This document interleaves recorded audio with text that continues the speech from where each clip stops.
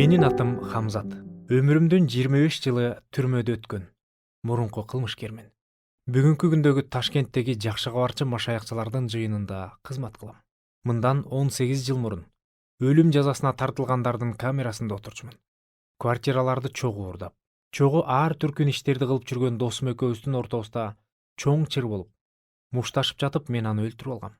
Мен мындай иш болорун күткөн эмес элем. Баардыгы ичкиликтин кесепети болду десем болот. Ооба, бул жерде мен акмын деп өзүмдү актап, күнөөнү ичкиликтен же башка бирөөнөн издегим келбейт. Баардыгын өз колум менен кылгандыгым чындык. Бирок адам канчалык мыкаачы болбосун, ал сыртынан канчалык канкор көрүнсө да, бирде болбосо бирде баары бир абийирага тынчтык бербейт экен. Себеби ушул окуядан кийин менин абийирим дагы мага эч кандай тынчтык бербеди. Оюма эмне деген гана ойлор келбеди. Акыры туңгуюкка такалып, таптакыр чыгуу жолу жок абалга туш келип калганымды сезгенде гана биринчи ирет "О, Кудай" деп оозума Кудайды алдым. Себеби мени алдыда бул дүйнө менен коштошуу убактысы күтүп турганын билчүмүн. Ошол убакта мен болгону 29 гана жашта болчумун. Өлүм өкүмүн күтүп камерада отурганымда башыма ишке ашпай турган миң түрлүү ойлор келип, чыгуу жолун өз ойлорум менен издечүмүн. Ошол ойлорду азыр эстеп, чынында айла жоктон ойлонгон ойлор экен деп өзүм да жылмайып калам. Балким бул кандай ойлор болду экен деп жаткандар болсо, алар жүргүнчүлөрдү ташыган учак келип биздин корпуска урунуп, ушул биз отурган жер баш аламан болуп, бизди карап жаткандар алапайын таппай калып, биз бошонуп кетсек, же кандайдыр бир табигый кырсык болсо, жер титирөө, суу каптоо, же биздин түрмөгө бомба түшүп жарылып кетсе деген ар кандай кыялдар эле. Бул кыялдардын баардыгы биригип келип, эркиндикке чыгуу үчүн болгон кыялдар болчу. Анан дагы өзүмдүн кылмышым аз келгенсип, айнекти майдалап, сакчылардын көзүнө чачып жиберип, ачкычты алам дагы кылмышкерлер жаткан камералардын баарын ачып көтөрүлүш чыгарсак, анан жолум болуп, балким көптүн арасына кошулуп качып кетермин деген дагы ой келчү. Ушундай аягы жок ойлордон башым чыңалып, ысып чыгаар эле. Андан да жаманы, кимдир бирөөнү атууга алып кетишти дегенди укканымда жан дүйнөм талкаланып, денемди калтырак басып, жүрөгүмдө болуп көрбөгөндөй коркунуч болчу. Кээде жер астындагы заводдордо иштеген, өмүрүнүн акырына чейин камакка алынгандарга көз артып, жок дегенде ошондойлордун бири болуп калсам гана, алар камакта болсо дагы, жашоолору адам чыдагыс кыйын болсо дагы, тирүү болуп, иштеп, өмүр сүрүп жатышат деген да ойлор келер эле. Бирок алардын жашоосуна суктанганым менен, алардын жашоолору деле бүгүн бар, эртең жок деген жашоо болчу. Бирок ошентсе дагы эки буттар менен ээн эркин басып иштеп жүрүшөт. Кээде акылынан айныган адамдай темир тордон ээн эркин ары бери кирип чыгып жүргөн чымын-чиркейлерге, ар кандай курт кумурскаларды карап, алардын эркиндигине дагы көз артам. Бир күнү мени 25 камерадан 35 камерага отурушту. Ал жака бир аз убакыт болсо дагы күн нуру тиет экен. Күн сайын ошол күндүн нурун күтөм. Кээде ошол нурга какталып жатып, ушул нурга ээрип камерадан буу болуп чыгып кетсем деп дагы кыялданып кетип жүрөм. Бирок кандай гана куру кыялдарга батып, кандай гана чыгуу жолун издебейин, бир күнү мен жок болом деген чындык бет маңдайымда турганы турган эле. Ооба, чынында мен өз кылганым үчүн ошого татыктуу элем. Өз жашоомду өзүм талкалаганым үчүн ушунчалык өкүнчүмүн. Айлам кеткенде Кудайдан кечирим сурап, өмүрүмдү узартуусун, өмүрүмдү сактап калуусун өтүнүп, чөк түшүп алып, ботодой боздоп ыйлайм. Анан кадимкидей жеңилдейчүм. Ошентип мага баякыл арт-артынан келе берген майнап чыкпаган куру кыялдарды ойлогонго караганда, жараткан Кудайы жөнүндө ойлоо кичине болсо да жүрөгүмө тынчтык тартуулаганын сездим. Күн артынан күндөр уланып өтүп жатты. Бирок күндөрдүн биринде менде кандайдыр бир өзүм айтып түшүндүрө алгыс үмүт пайда болгонсуду. Балким баякыл чөк түшүп алып, боздогон үнүмдү чын эле Кудай уккандыр деген ойго келдим.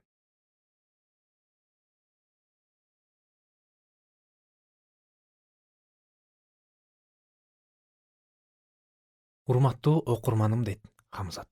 Чынында менин жашоомдо керемет болду. Бир нече күндөн кийин Кудайым мендей жийиркеничтүү күнөөкөр пендесине ырайым кылып, баякыл менин мойнумдагы өлүм өкүмүн алып таштап, 15 жылдык мөөнөт менен кадимки адамдар менен аралашып жатчу камакка алып барышты. Бул мен үчүн чын эле акылга сыйгыс нерсе болду. Ошентип Теңирим мага өз жүзүн бурду.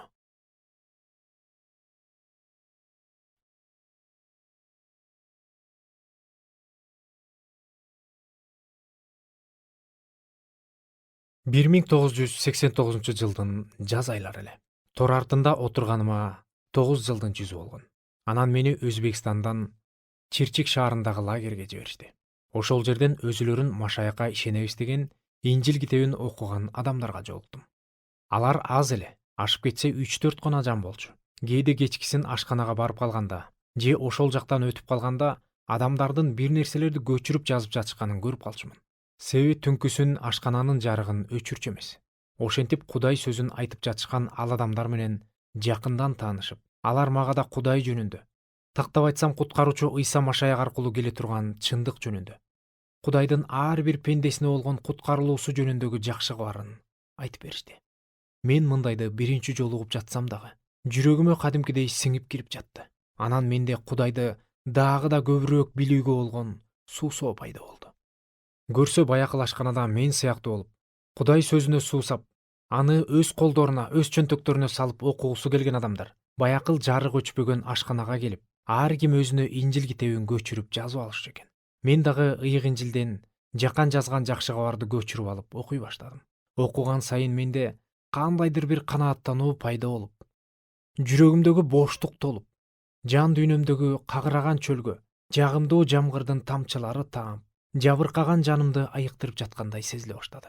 Ошол күндөрдөн тартып, жаным жаялып, жүрөгүмдө үмүттүн учкундары жанып, мен өмүр бою издеп келген, таяна турган таяныч тапкандай кубандым. Бул чынында менде көптөн бери болуп көрүлек кубаныч эле.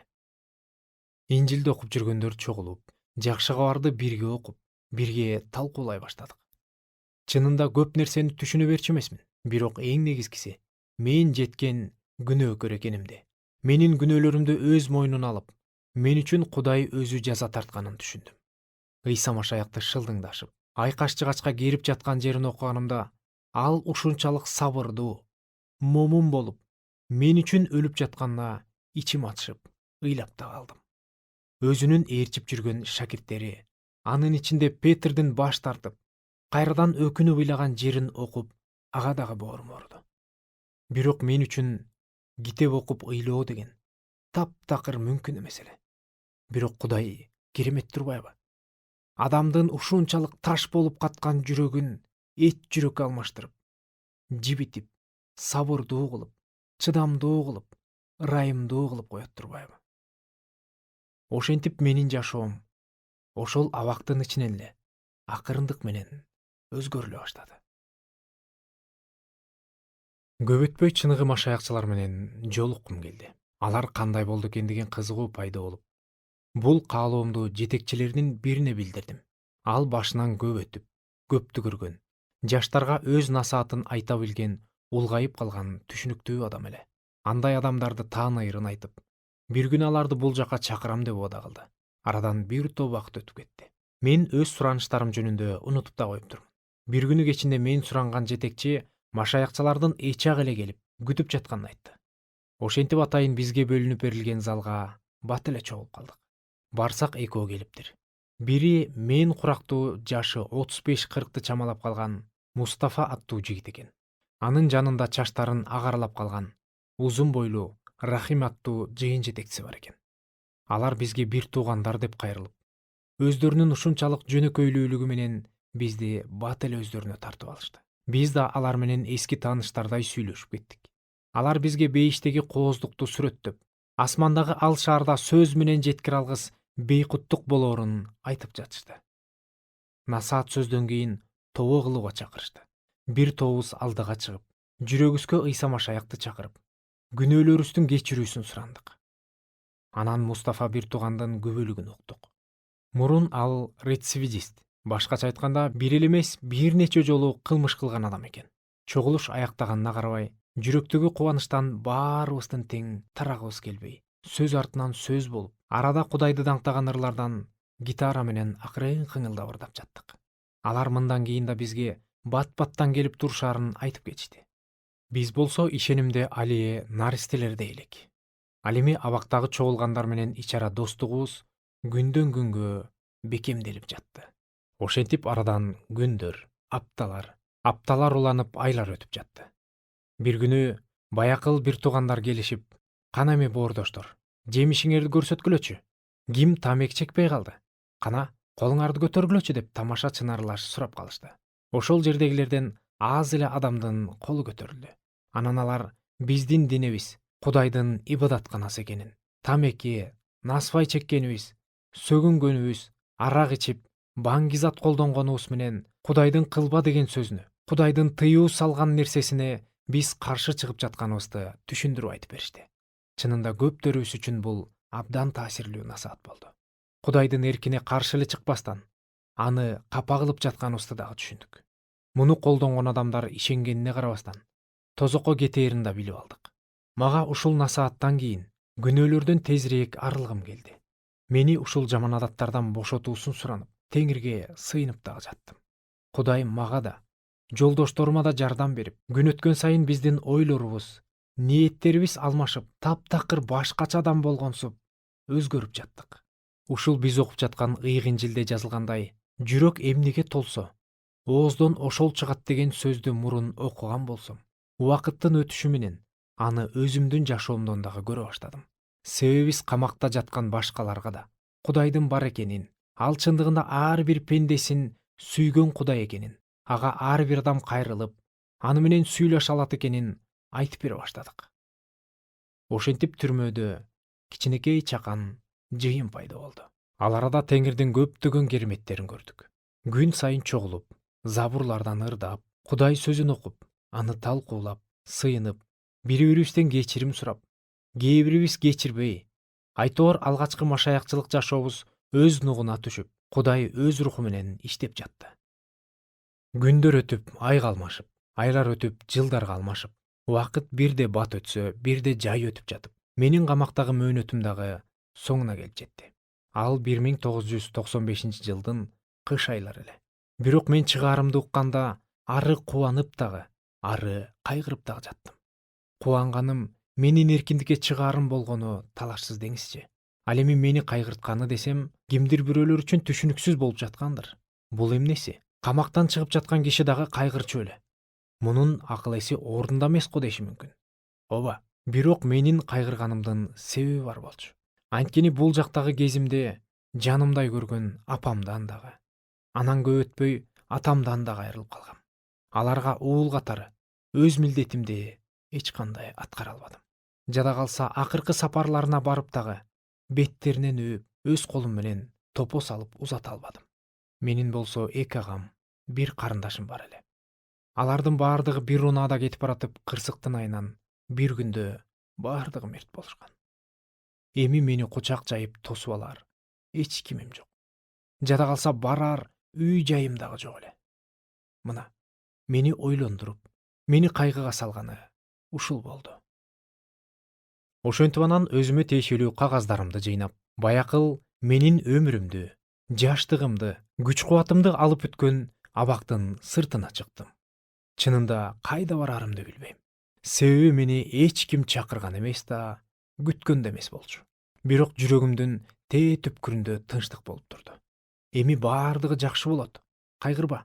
Сен эми баардык жактан эркинсиң. Сен менин уулумсуң деген үн ичимде кайра жаңырып жатты.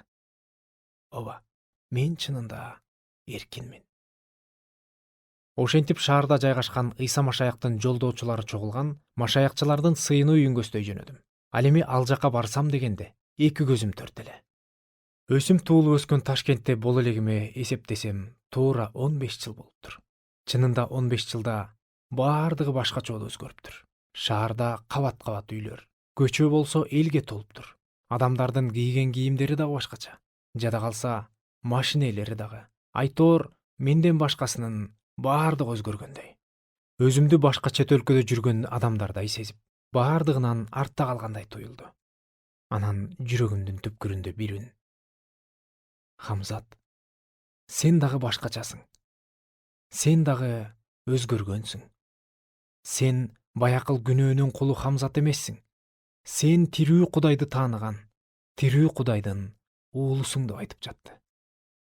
Анан оюмда, ооба, эң негизгиси мен өзгөрдүм. Мен эми жаңыданмын. Чынында мени бул дүйнөнүн эч нерсеси кызыктырбайт деген ой келди. Мени куткарган Кудайыма даңк жана ыраазычылык болсун деп, көзүмдүн жашын көл кылып ыйлап бара жаттым. Чынында бул ый өксүк менен кубанычтын аралашкан ый эле. Шаарымдын абасынан кере жутуп, Кудайымдын эркин кылганына, эки дүйнөдөгү бактылуу адам кылганына жүрөгүм жарылчудай кубанып жаттым. Ыйладым, дагы да ыйлайм. Ошол күн бейшемби күнү эле.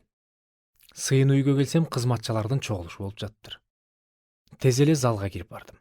Мага бир туугандардын бири келип, мени менен учурашып, мени жылуу кабыл алып жатканда эле көзүмө жаш келип, өзүмдү кармана албай жаттым. Себеби абакта жатканымда сыйын үйү кандай болду экен деп миң толгонуп, ал жерде болууну, ал жактагы адамдар менен баарлашууну абдан самачы элем. Мына, эми мен ошол үйдө турам. Мен эми сыйынуу үйүндөмүн деп кубанып жаттым. Бир маалда ары жакта бир тууган эже менен маектешип жаткан жыйындын жетекчиси, Баякыл Рахим байке байкай коюп, "О, Кудайга даңк! Түрмөдөгү Баякыл бир тууганыбыз келиптир" деп кыйкырып жиберди. Ал жердеги болгон кубанычты, ошол күнкү бир туугандардын кубангандан аккан көз жаштарын сөз менен жазып дагы, сөз менен айтып дагы жеткире албайм. Баардыгыбыз бирдикте кол кармашып, жараткан Кудайыбызга ыраазычылык айтып, сыйынып жаттык, ыйлап дагы жаттык.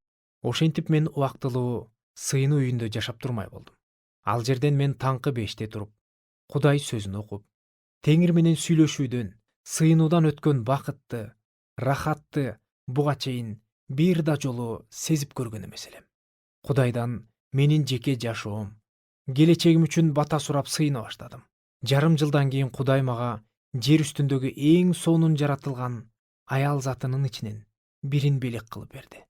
Ага сунуш кылып, сөз айтууга батынуу кыйынга турду. Анан мен кат жазып, ыр китебинин ичине салып койдум. Ал менин каалоомду дароо эле түшүнүптүр. Бирок коркунуч, ар кандай шектенүүлөр болгонун кийин айтып берди. Анан баардык жакшылыктын булагы болгон кудуреттүү Кудай менин жашоомду өз ордуна коюп, баардыгын иретке келтире баштады.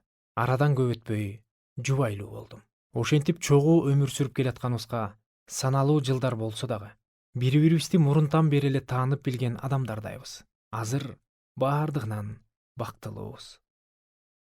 Теңирибиз бизге бир уул берди. Экинчисин болсо күтүп жатабыз. Ал эми келинчегим жөнүндө кыскача айта кете турган болсом, Борбордогу музыкалык консерваторияны аяктаган. Балдардын музыкалык мектебинде сабак берет. Жыйында болсо ырчылар тобунун жетекчиси. Ошентип көп өтпөй мени түрмөгө барып, жакшы кабар айтуу ишине жоопкерчиликтүү кылышты. Теңирим Ыйса Машаякты менин күнөөлөрүм үчүн курман болуп, 3 күн өткөн соң тирилип, жашоомду төп тамырынан бери өзгөрткөн үчүн Кудайга терең ыраазычылыгымды билдирем. Азыр болсо камактагы бир туугандарыма барып, колман келишинче жардам берип, колдогонго аракет кылып келем. Кудай батасын күн сайын төгүп, алкыштап жатат. Кудайыма даңк жана алкыш болсун.